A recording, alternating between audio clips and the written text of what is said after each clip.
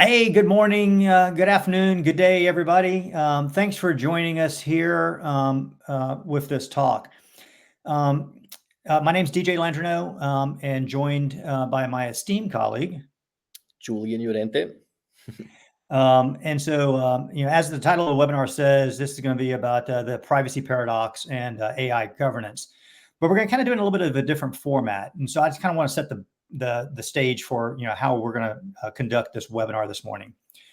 So Julian and I have worked together for quite some time. Julian was a member of Team Tealium, and was one of the people here at Tealium that kind of gave me my start in data privacy. I came over to Tealium from a cybersecurity background, and Julian kindly took me under his wing, and started teaching me not about the rules and regulations of privacy, but really more about the foundational principles of privacy, which I think a lot of us here in America are missing.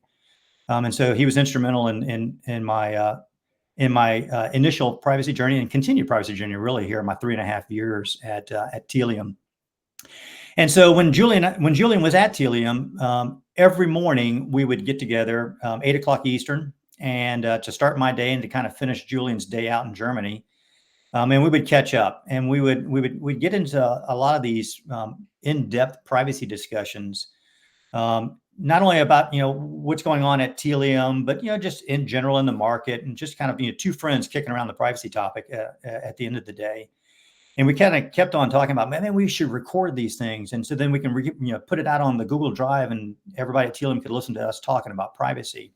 And so we're going to kind of do that here today for us. And so this is going to be kind of a morning or an afternoon in DJ and Julian's data privacy discussions. And today's topic, we're going to talk about the privacy paradox. What is it?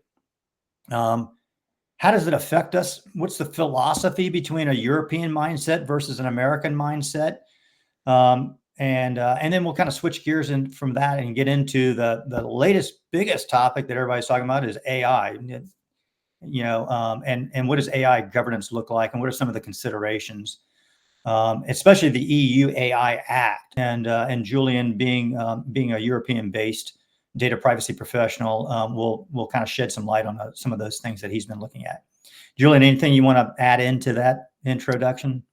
First of all, thank you. Thank you for that introduction. That was pretty nice. But yeah, to add to that, a little bit of the background. So why we're talking about this and why this is necessary is like when personally I started my journey, I was actually on the data side, not really data privacy. So I was working with data as a data scientist, creating models, doing analytics, creating reports, all the beautiful Excel stuff and everything that you would actually do back in the days. And then it actually transitioned into a more data privacy focused role. This was all pre-GDPR, so the wild west of data, you could actually say. Where we were just kind of focused on getting more data in our hands, not less data, and not really that focused on data privacy per se. That flipped really fast with GDPR actually hitting the ground 2018, a couple of years ago. And now, today, we cannot really think about data without thinking about data privacy. So with the AI Act right around the corner, and at the same time, Gen AI creating this huge trend and this hype that is created, so now is the time to really be talking about this from a high level, superficial level, as well as the nitty-gritty details. So all the levels that are in there. This is why we are going to talk about this today as part of our session today, DJ. Cool. All right, so let's kick it off with the topic of the privacy paradox. Yes. So my background in cybersecurity, I'd always thought about information security, and private information, my name, my social security number, my driver's license number, my bank account number, that kind of stuff, that what we call personal information in the privacy world, as something to protect. But kind of the context of protecting it was really against bad actors, because I didn't want bad actors, or, for the organization, didn't want bad actors to gain access to that information to then, leverage it against the organization or against the individual. And not really thinking about it from the standpoint of how is that personal information being used. And obviously you can't have private information without it being secured. You got to protect it first and foremost. But then the bigger picture, which you started me down that path of, is that Well, now we got to protect it too, but then it's also about how an organization that has collected that personal information and what are you going to do with it? How are you going to use it? Yes. And and that kind of started the whole kind of opening up, peeling back the layers of the onion, so to speak. On, well, what do you mean? Yeah, it's like, well, I'm and from an American personality, it's just like, well, that's a convenience thing. Yeah, it's like I don't care if a company's collecting information on me because it's convenient for me. It's like I'm not really thinking about it from the standpoint of what are they doing with it. It's just I'm going to give Google, or I'm going to give Facebook, or I'm going to give you pick. I call it Insta Snap Tweet Face, any of the social media platforms. I'm going to give them my personal information because I want to be able to get onto the platform. And so then you started kind of posing questions to me about, well, have you thought about this, or have you thought about that? And it was interesting from an American perspective because, like, no, I hadn't. And I don't think, by and large, and even to this day, even though the privacy topic is a little bit more common as an American, we still, by and large, don't think about it. Yeah. I think it's not only an American thing. I think it's just generally as consumers nowadays, we're not really trained, or we don't really have the deep knowledge about what is happening with our data. The privacy paradox in it by itself is just in the details is the behavior of the consumer is not showing actually the concern that they have around their data and the privacy, generally speaking. We see this day to day. I actually have these conversations with a whole bunch of my friends, and we had these conversations a couple of years ago as well, exactly the one that you're talking about, which is people just using services and not really thinking about what they're doing. But at the same time, if you just simply ask them, do you think that companies should protect your data? Do you trust companies? They would actually tell you, no, I don't trust them. I don't want to share too much. But at the same time, they just, by the click of a button, accept terms and conditions, accept consent manager, accept all buttons.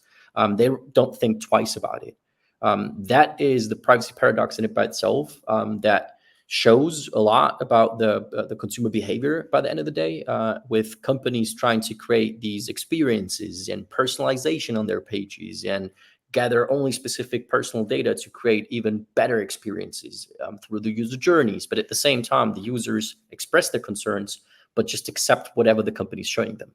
So that is the privacy paradox in it by itself, that shows in Europe specifically with the consent management actions that we have. And the States is a little bit different because there's still a little bit of the Wild Wild West going on, like you are catching up with the privacy regulation. At the same time, you've been actually trained already also in the offline experiences. I mean, I love to use the Walmart example where you just go to Walmart, buy something, and they just randomly ask you for an email address to get a discount. You're used to that behavior. In Europe, we don't do that. I mean, it's almost like it's been ingrained. It's about like, we've been culturized to like doing that. And yes. I had some of these conversations, so I was kind of that way too, until I started, I fell into the privacy fold and started talking to you about it. But I used kind of like my mom and dad as a sounding board. I'm like, Dad, do you realize, what was it? Life 360, that app that, like, it's got a great purpose, right? And my family was using it, and my mom and dad were using it because it's a really great thing. Because, like, without having to ask, where are you? You can just open up the app and see where your family member is or your friend is, that kind of stuff. And then, when that, what was it, a couple of years ago, it came out that they were, I'll say, abusing our personal information.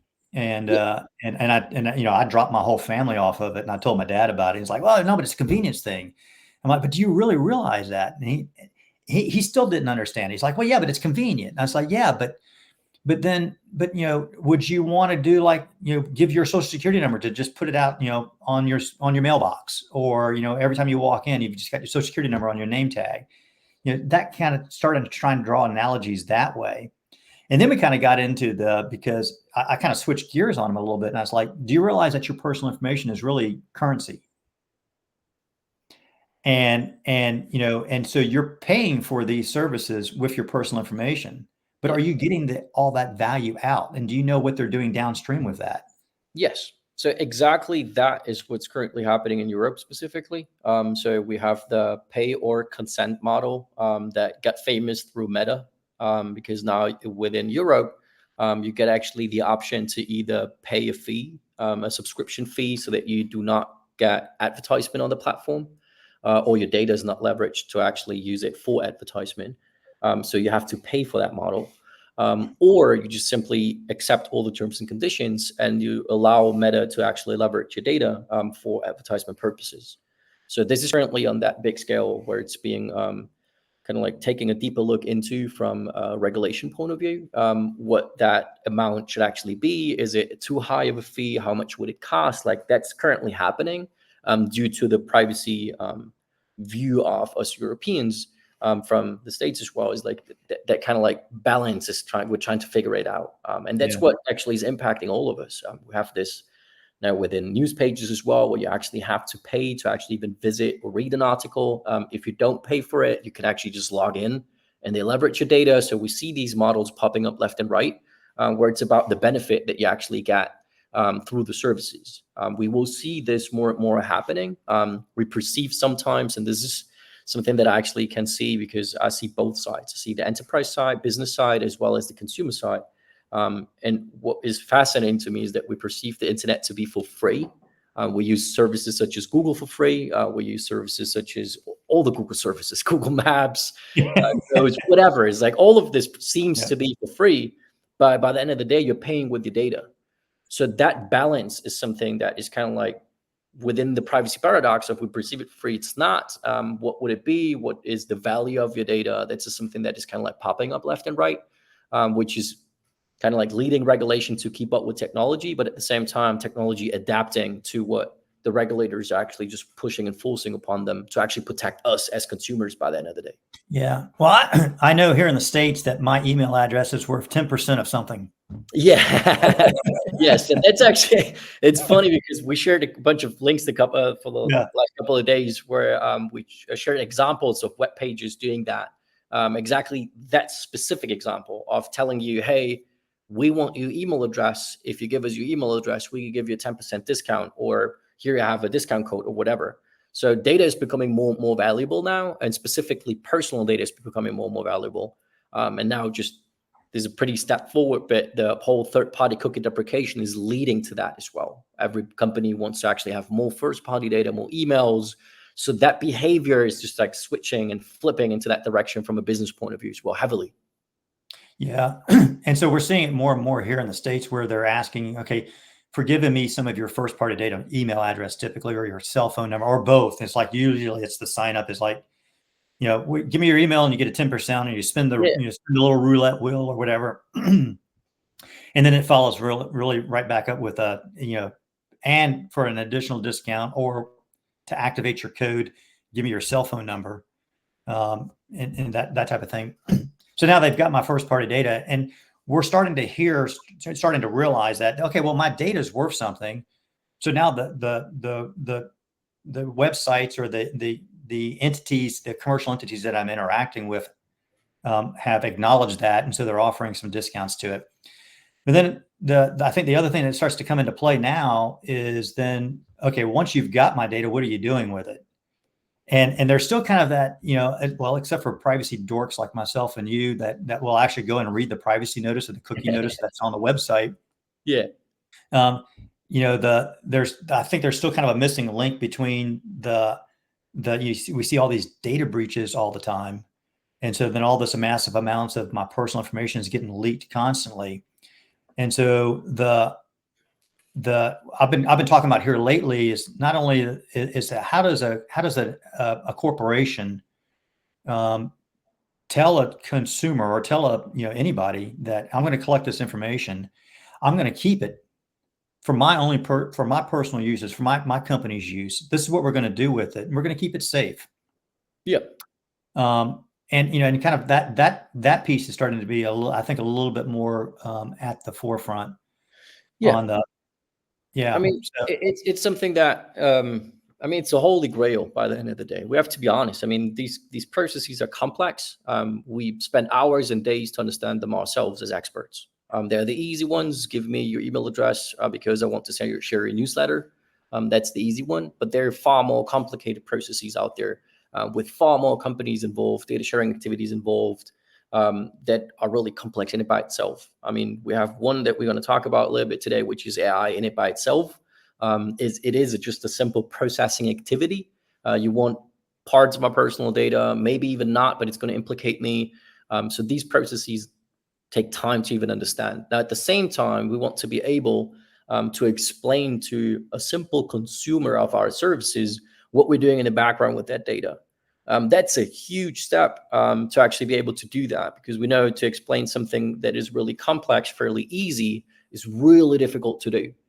So that's what the business is actually forced to do and think about, is like, how am I able to explain it to a simple user that I'm leveraging the data for advertisement? What type of advertisement? Yeah. With whom am I sharing? Or I'm not selling it or sharing it, all that kind of stuff that you start to get into that. Remember that it was an Apple ad, I believe, where it Yeah. starts out with a guy, the guy starts out and he's like, gives some information, and then it's like there's a person sitting in the room and he kind of keeps on walking around.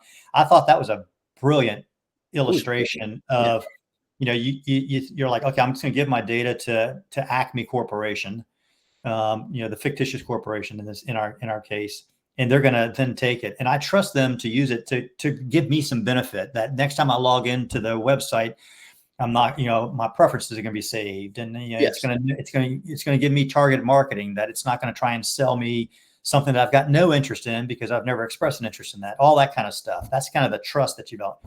Yeah. And so it's really important for organizations to in some way convey that, to demonstrate it and convey it. I think, there's the demonstration piece of it, but there's the conveying that, hey, I'm going to use your data for these purposes and only for these purposes. And I'm not going to sell it to a data broker that's going to get used somewhere else, that you're not going to get any benefit from that. Yeah, absolutely. I mean, that transparency is is just what you have to focus on, regardless. Because if a simple example would be, if you have I don't know, a vacuum, automatic vacuum robot, whatever you have at your home, appliances that is actually tied and connected to your personal life, you would not really think about like the data that it's producing. It's scanning actually all of your rooms. It can actually scan if you're within the room or not, if you're even within your house.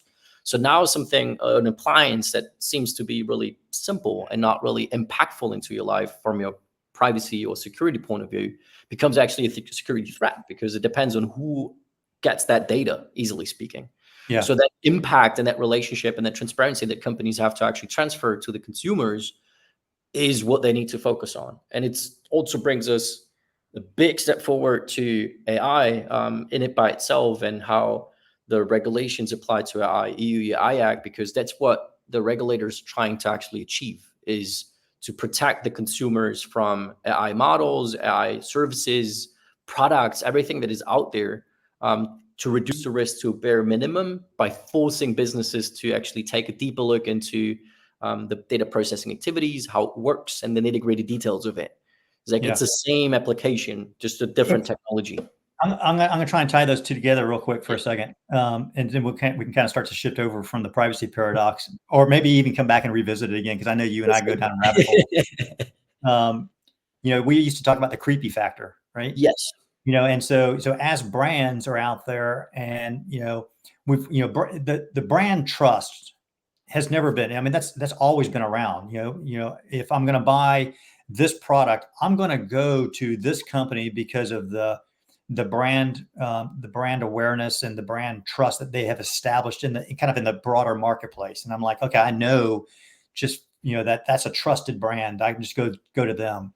And you can kind of do the same thing on the privacy, the personal information stuff, and trusting that they're not going to misuse or abuse my personal information. So it factors into the trust factor for corporations, and it becomes then a sales, marketing and enabler for them, because, they can be trusted with my personal information because they're going to use it for my benefit.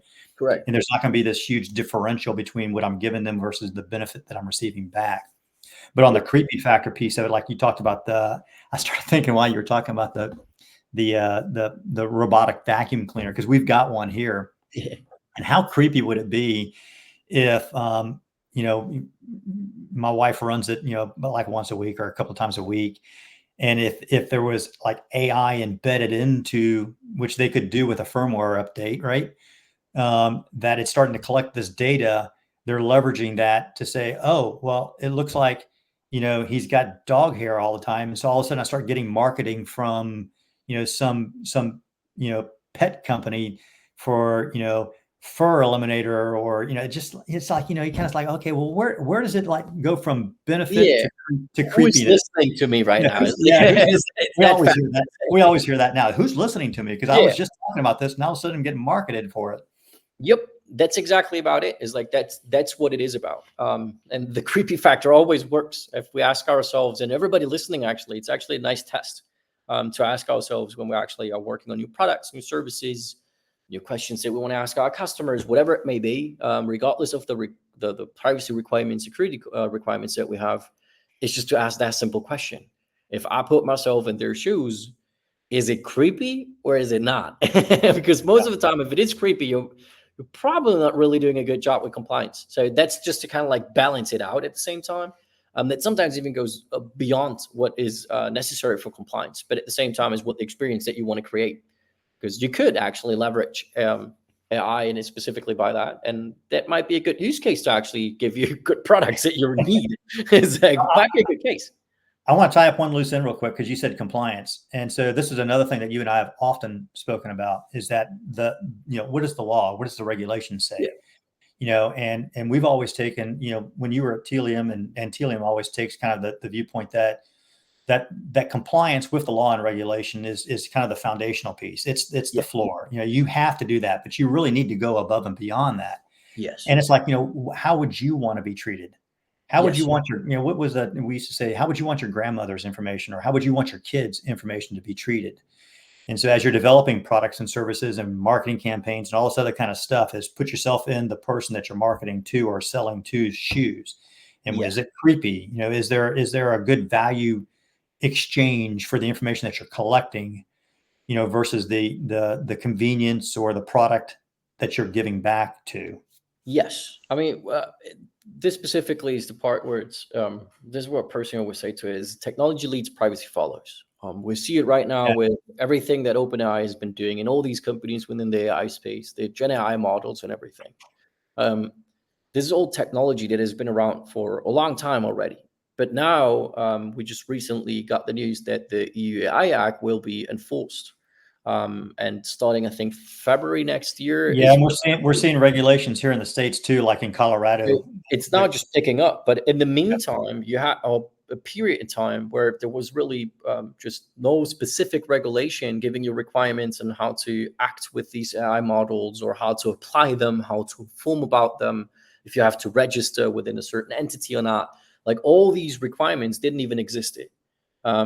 This doesn't mean that a company shouldn't actually think about that and think about how it will impact the users. Is it something that is risky or not? So it should always be part of your conversations by the end of the day, before the regulation actually just kind of like keeps up with it. So that will always flow into that. It comes down to like a moral, ethical obligation of the corporation to not just wait for the government to force you to do something, but to be anticipating, for the benefit of the consumer that you're selling to or you're marketing to. It's like, I'm going to lead versus waiting for the government to force. It's the balance, as always. By the end of the day, every company wants to make money. And having been part of a lot of companies, and right now I'm in a consulting job, so I see a lot of these processes. Every company follows the money. So for this specific part of this conversation is not only about the moral ethics, is about the risks that you have as a company as well. It's just a matter of time until regulation actually keeps up with what you're doing. So the sooner that you prepare for it, the less costs you're creating, and the better you're prepared for the risk when it's going to hit, and the fines that are going to hit you if you do not keep up with the regulatory side. So it's the balance that you need to strike between the moral and ethic approach, and as well always be right on focus with where the risks are involved within your business, and when you actually have to really focus on the leeway that you need to create to take a look at deeper processing activities and the preparation time that you need to keep up with regulation. Because this is something that really we tend to forget about it, but just being compliant doesn't mean that I just wake up, fill out an Excel spreadsheet, and then I'm compliant the next day. These are processes that take months and months to actually get to compliant state. which are cost implications. So the sooner you start, the better it is. Don't wait for the regulation by the end of the day. Right. Don't wait. And I think that companies that that don't wait, that look at it from a moral, ethical standpoint, can take a leadership role in it. Yeah. And by taking a leadership role in it, then they can either further establish their brand trust. Yes.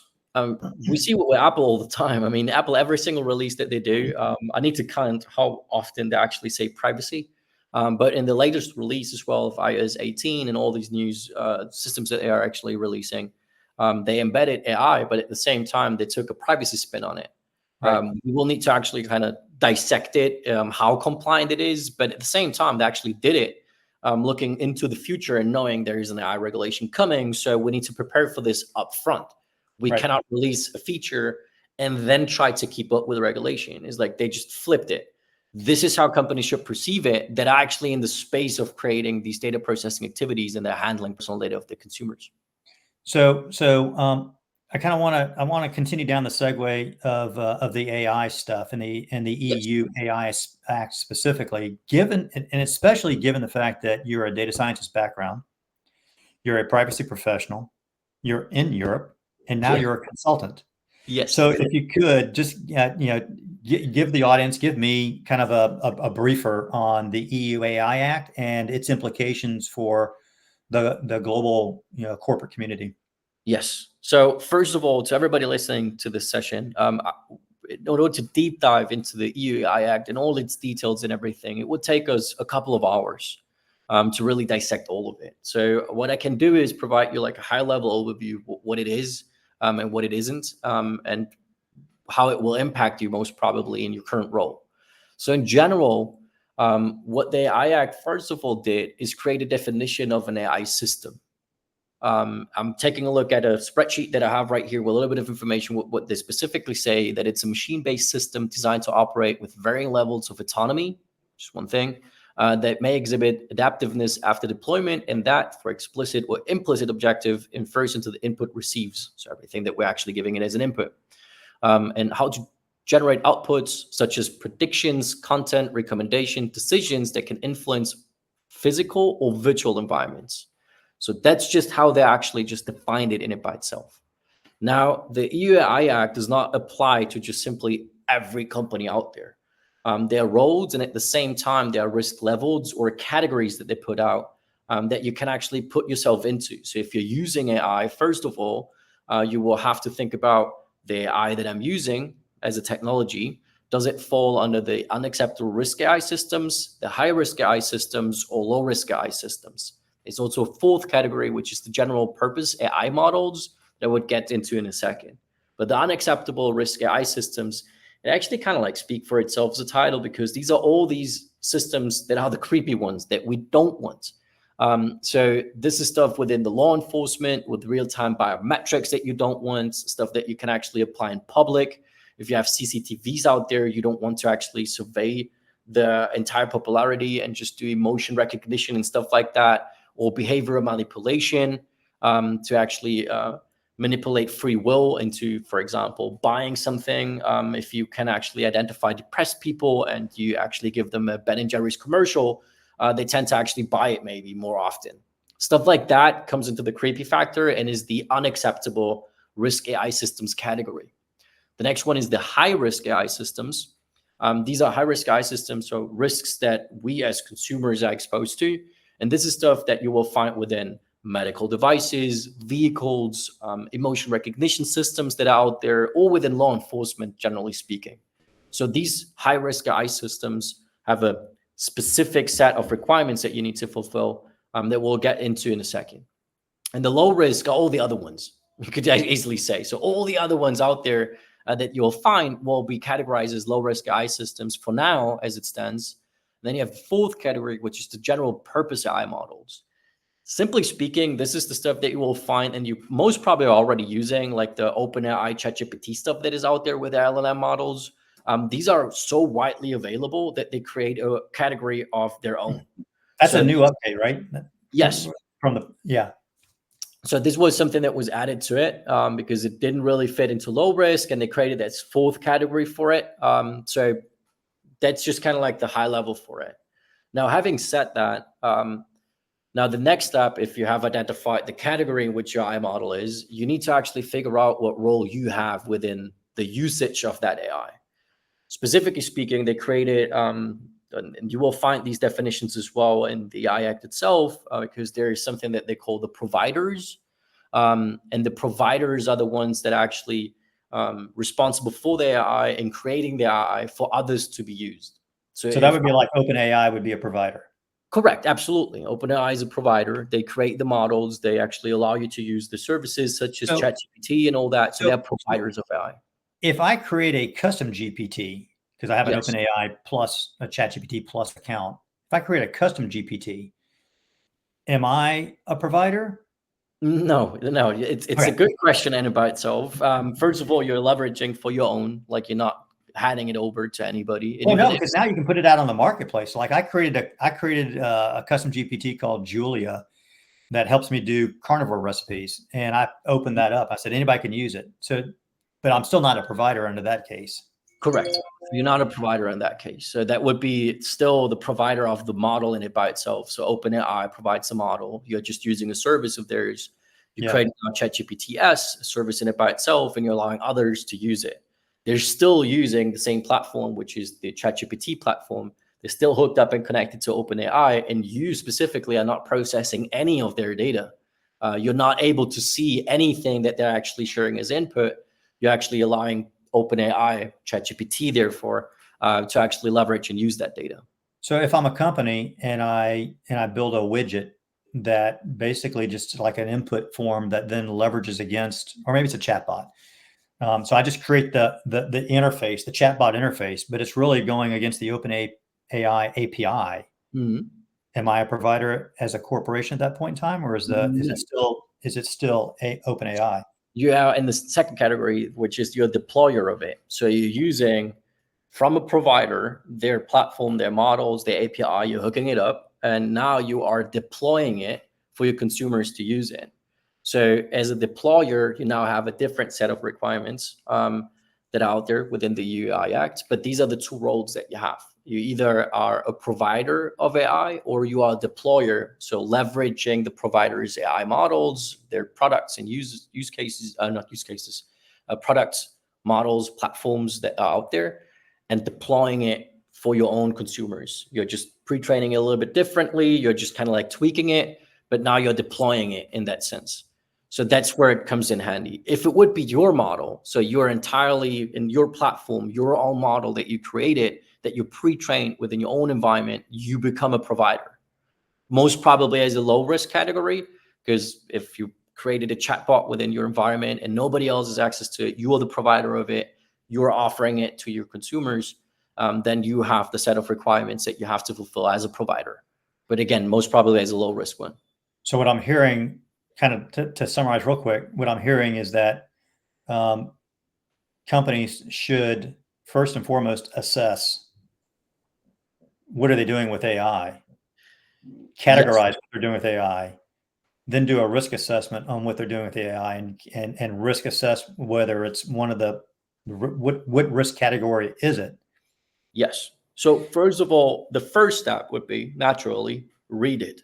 For everybody that is even thinking about it, sit down and read it. I know it sounds funny, but it really makes a difference. And not read summaries. Can I do the TLDNR? Yeah. But because that's the thing, is like, don't read just summaries about it. Just sit down, print it out, read it. It explains a whole lot in it by itself. It's not as complex as it may seem. It's a little bit legal language within it, but it would speak to you once you actually start reading the definitions and how they actually structure it. The second step, and this is according, and for everybody that is living within the realm of kind of GDPR in it by itself, even CCPA or other privacy regulations, the first step is always understanding your own processing activities, understanding how your business is actually processing data. And this applies as well to AI. Like AI is just another technology applying to it, but you need to understand what data you're feeding, who are the players, what roles do they have, what are you allowing them to actually process? Are there any contracts in place? So just understanding, first of all, before you even deep dive into the requirements that the EU AI Act actually force you to actually apply to. It's just understanding it. Yeah, document that piece. So that's like what I had that conversation I was telling you earlier with our product and engineering team. And, in privacy, we talk about, processing activities. And I think in engineering, they tend to think about it more from a use case standpoint. It's like each one of those are, it's a kind of a one-to-one scenario. I'm doing something with personal information. This is my use case for it. That's a processing activity. Document that processing activity. Then you can start to kind of look at what are the risks associated, what are the mitigation steps I need to put in place, et cetera. Correct. And then you get into the nitty-gritty details. And then the third step is become really good friends with your tech people. Like everybody out there that's within compliance, you already know that you have to be good friends with marketing because they have a whole lot of processing activities. You know that you need the engineering team because they're actually creating and building new software, new products. Now you actually have to be really good friends with data engineers, data architects, and at the same time, data scientists, because these are the heroes that know exactly how these operations work. They can explain to you how the training works, if they're actually doing a training, if it was pre-trained, if the model belongs to another company, like all the details that you need to become really good friends with them because they will actually allow you to understand what this technology is about. It's the same within the marketing space where you have marketeers explaining to you the programmatic advertisement chain, what RTB is, what a TCF signal might be, what AdWords is, how it works, what a cookie is. Like we had to do this years ago. Now we have to do it again, but just with the tech AI people now. So we really have to really deep dive into it and embrace it. And the fourth step is then put all that together. Use your knowledge that you have about the UI Act, the requirements that are set out, and start to map them towards the activities that your business is doing. Does the model belong to a different company? Okay, this company probably is a provider. Check back with that company, start talking with them about it to prepare for what's coming and understand what they are doing. Because providers will need to, and this is a detail within the UI Act, providers, for example, of high-risk systems will have to register with the EU. So they will have to register what they're doing, and they have to actually show their evidence of how the models operate, how they're protecting the data. And you as a business, as you are using it, these models and these services, you need to understand that too, because that's a risk exposure that you have. And this now may sound familiar within the GDPR. This is the whole data controller, data processor type of conversation that we have of with whom are we working with and what are they doing to be compliant. It applies the same way. So, kind of looking at the time here, what are we at? When's our next meeting? No, I'm just kidding. We're pretty well into it. I think I want to try and kind of tie it all up together from a privacy paradox, from a brand trust, consumer awareness, and the AI, and a compliance as the floor, as the foundational level. So given, corporations, companies, people, whatever, anybody that's doing anything with personal information, you're going to have to comply to your local laws and regulations. The AI is kind of the new thing, kind of the new topic, right? On the new kid on the block in terms of privacy information. And so I think it's important for, as companies begin to embrace AI and using AI, as an organization, for their own internal benefit or for an external benefit, that they're transparent with their consumers, and they're transparent in a manner that's easy for the consumer to understand. Yeah. So like maybe it's something as simple as like, okay, are you using we're using AI to process your personal information for these benefits for you, without kind of getting into the whole technical details about, well, we gather this into this model and we transmit it to here and to there, and and we're, all the data that we gather from it, even though it may be processed, in this case by an AI model, it's not going to be that data is not going to be abused, and kind of write some kind of a narrative, so that that I know, or that or that any consumer that's visiting a digital property knows that that they're going to be good stewards of that personal information, whether it's just being stored, whether they're being used in an AI model, et cetera. Yep. Spot on. One last example that I can give out or hand out to everybody that actually underlines that is within the usage of ChatGPT, we had a small transition of services and how they allowed me to actually create my own settings for privacy specifically. Way early when ChatGPT was released, they were using the inputs to retrain the models. It was not really spoken about that much because it was the early stages of it. Now, when the real hype actually kind of came in, it became a real issue because they were not transparent about it. So they were not telling anybody. So consumers were using the products and the chat services and all that by inputting personal data, not knowing that they're exposing this information to the business specifically, and that they're retraining the models, stuff like that. So that setting was introduced within the chat configuration, and now it's more transparent. People know about it, and they actually kind of write about it in the websites and all that. Yeah. This is part of it is about, I don't need to know as a consumer how the model operates. I don't need to know what AI specifically even is. I just need to know, I just want to use it as a service, such as I want to use a Google search. Right. And I want to know what you're doing with my data. And I want to know if there's a risk involved if I'm now sharing DJ's personal address with ChatGPT because I'm copy pasting an email. I should better know if there is a risk implication to leaking that information to anybody else. So this is the kind of like simple step that it took to really make something visible and for the consumer non-creepy, because now I can actually decide if I'm coding, for example, if I want to share my inputs or not. If it's tied to a business, I probably shouldn't because there are contracts in place that actually restrict you from doing that. But at the same time, if I'm sharing some personal information that I'm free to actually share, which is my personal information, I'm creating, I don't know, Dungeons and Dragons board game, and I want to do a new quest or something like that. Sure, take it, retrain the model with this information, make it better. It's like, it's my decision to take. Right. This is what it is about. Yeah, it puts you in the control seat. Yes, and actually teach me how to use it properly. It's not only that, it's just not only giving me the settings, but teach me how to use it properly so that I don't get into these pitfalls. Like, this is the opportunity for business to shine like that and create a real difference in how they're actually sharing the services to overcome, full circle, the privacy paradox, the behavior of the consumer, which is not really tied to their emotion or the morals behind it. I don't want you to actually share my personal data, but at the same time, I want to use all your services for free. Teach me what those implications are. It's like, that's the responsibility that we as experts have, creating these services, products, features, and everything around it. Cool. Last couple of minutes, put you on the spot.